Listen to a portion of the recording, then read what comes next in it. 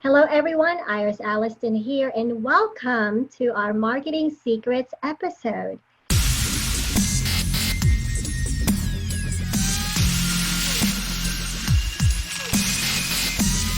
where my goal is to bring in experts and coaches and consultants who are really crushing it in their industry. So, whether they are in sales or marketing or coaching, whatever it is for them, they're crushing it online. And my goal is to bring in those experts like I have here, Imie here, and I'm going to bring her in a second. But my purpose of this show is to bring in those experts and coaches and share those secrets that would help experts and coaches and even entrepreneurs take their business to another level. So, ladies and gentlemen, I have Imie Belanger here from Canada. I've known Imie for the last year or so, and one thing I know about her is she crushes it on sales. When it comes to sales, she knows it. So, Imie, thank you so much for being here. I'm so excited for you and for actually taking the time to be on the show because I know you're in the middle of doing things. So I really, really appreciate your time. Thank you for having me, and it's good to see you again. Fantastic, fantastic. So let's go ahead and tell everyone a little bit about you. Okay, my name is Imie Belanger. As you mentioned, I am actually from Toronto, but then I'm moving to Niagara Falls, Ontario. So I'm in the process of moving, and I am a sales coach and trainer.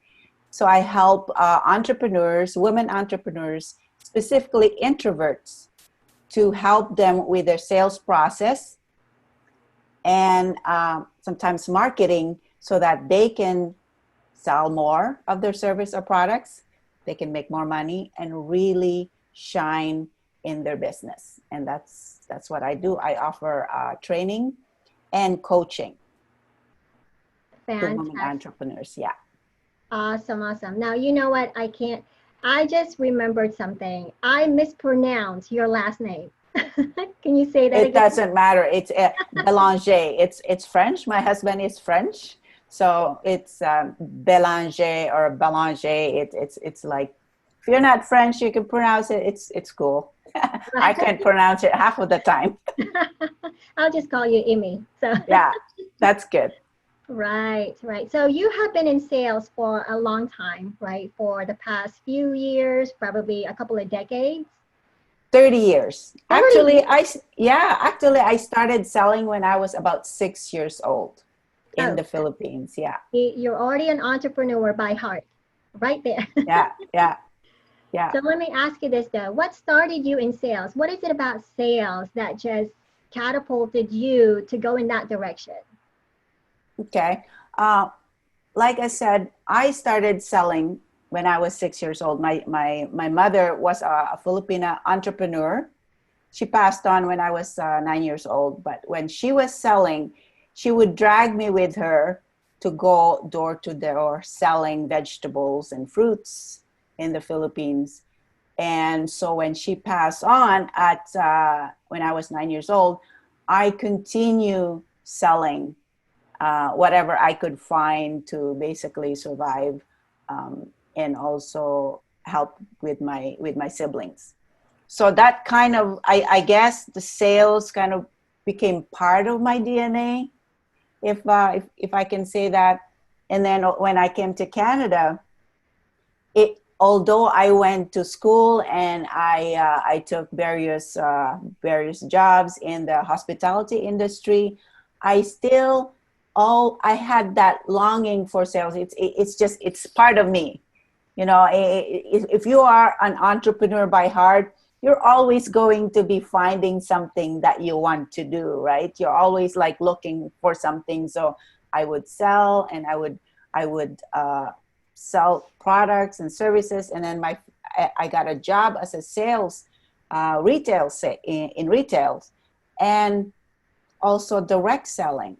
And I started to really not enjoy the selling part, because back then in the 80s, it's almost like there's this force for selling, and all the training that I got was like, you know, selling dial for dollars and dial for dollars, and in that cold um, sales technique, like broiler room, picture broiler room technique, where you're all gathered together, all the salespeople making cold calls. That was my training. And I was saying to myself, is this it? Is this what I'm supposed to do? Like, how did sales become so yucky? Mhm. And although I made money in that environment, I felt like I was really selling my soul. I was like, it wasn't good for me. And I kind of like had that in mind. And I'm like, okay, I need to. And then I went into hospitality business. But then one day I was having a coffee with my girlfriend, and unbeknownst to me, she had an appointment with a salesperson. So I was like, okay, cool. You guys have a conversation. I'm just gonna, you know, hang out here. And when you're done, we'll continue, right? And then when they were having conversation, the salesperson was just doing everything wrong that I knew, against my core value and knowledge about selling. And it's like, at some point I said, whoa, stop. Because clearly the conversation wasn't going very well. My girlfriend was getting upset.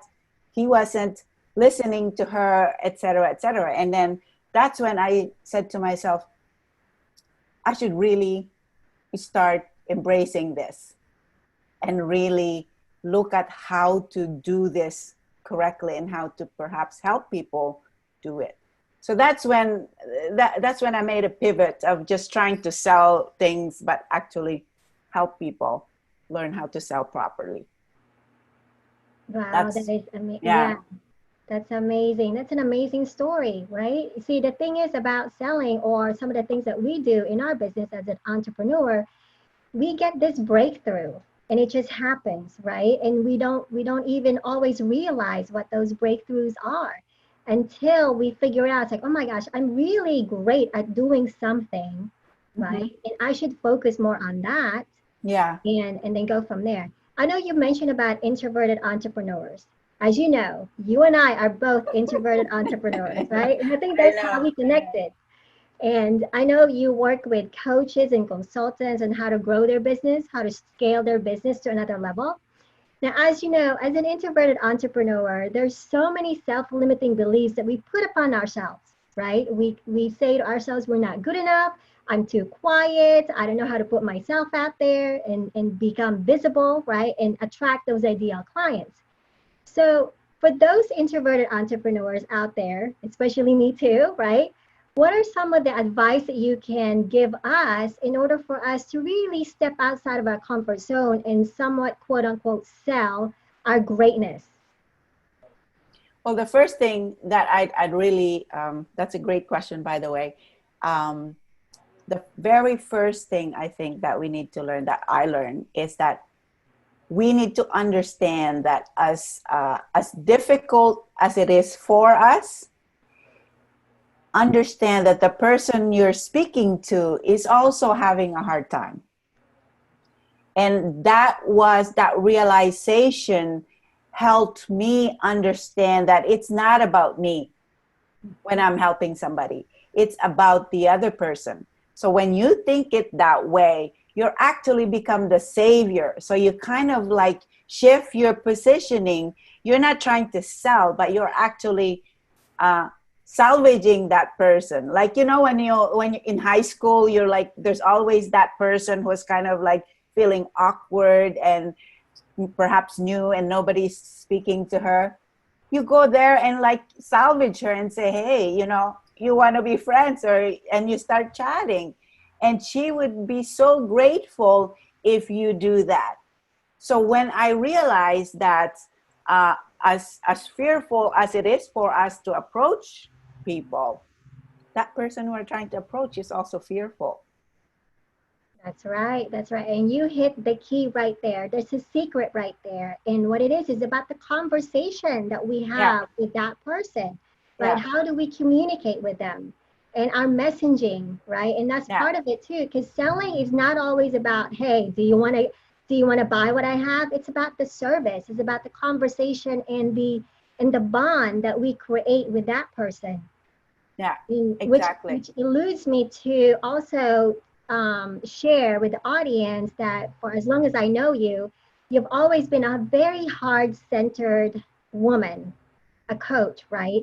And anything, almost it seems like anything and everything that you do when it comes to business, you're always you've always listened to your heart and your gut, right?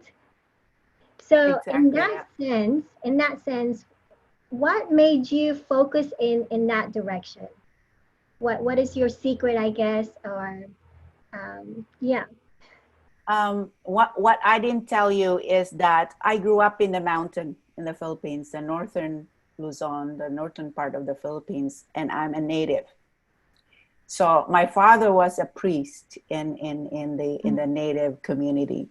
So I'm kind of like is spiritual that way because my father was a very highly spiritual, not religious, but highly spiritual. Like understand the elements. It seems like all the trees. He understand all these things, the elements in our environment, right? So I was brought up that way. So I see things that way when we have to connect to Yeah. people. They are human, and when we treat people as human, then everything else just come to play. It just plays out beautifully when we uh, are present, when we connect with the person and we truly see how we can help that person. It might not be the product that you're selling, it might not be the service that you're selling, but know that the person is human. And Hmm. if there's no need, there is no need. That's totally okay. So when you allow yourself that it's okay if you don't make that sale, if it's not the need for that person, you kind of like remove that stress and you allow a beautiful conversation. And that's where the magic starts, really, in a conversation. And a lot of things can happen afterwards.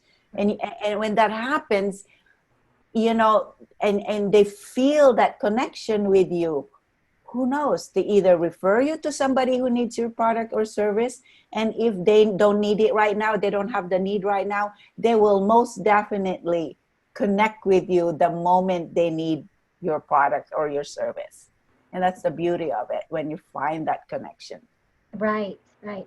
It reminds me of a quote by Maya Angelou, and I'm probably going to butcher this, but it goes something like, people will remember you the way you treat them, right? Something like that. I know there's more Yeah, to that, and I'm already yeah. butchering it, but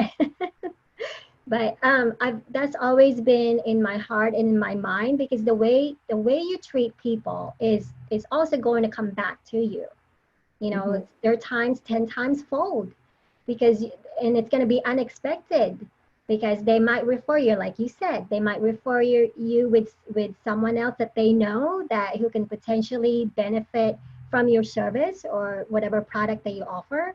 Or perhaps later down the road when they're ready, they will always be reminded because of how you treated them, how you were able to have that conversation, that bond, that relationship that you built.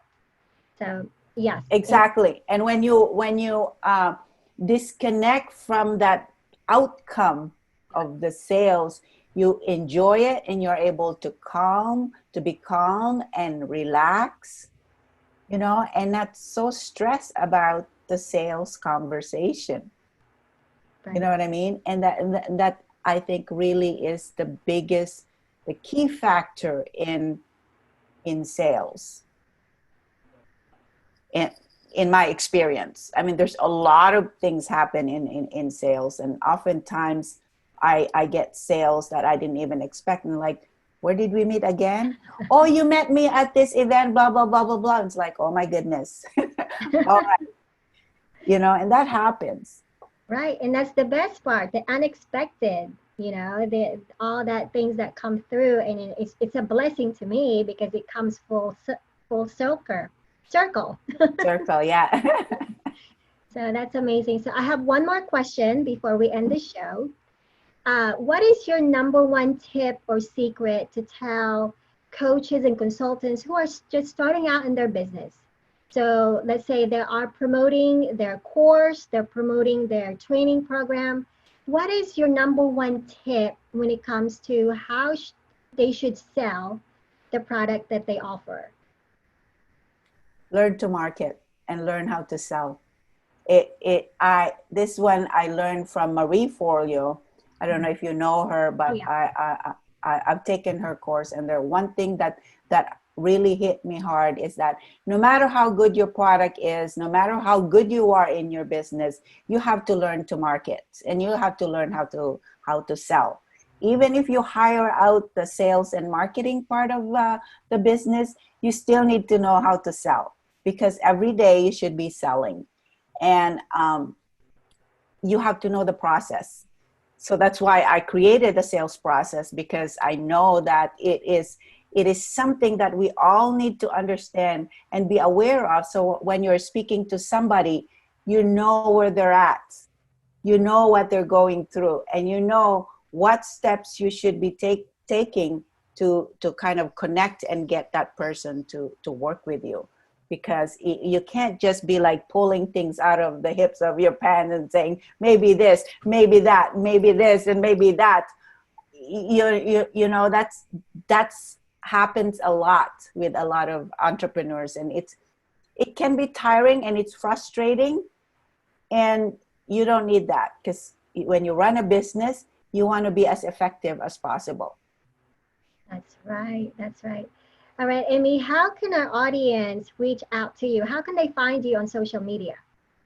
I'm mostly in Facebook. I have Twitter account and I have Instagram, but I'm mostly on Facebook. So you can reach out to me on Facebook. You can Google me, search me on Facebook, and then you can join my group, or you can just connect with me and ask any questions you have. Fantastic. Yes, everyone, I'm going to also share her links to her Facebook group and other social media profiles. That way you can connect with her later down the road or even now, because I'm sure she'll be happy to hear from you. Right, Amy? Of course, Always, I'd always. love to. Yes. Fantastic. Well, thank you so much, everyone. I hope you have enjoyed this show. Until next time, see you soon. And don't forget, be sure to subscribe to this show. Thank you so much. And thank you, Emmy. Thank you.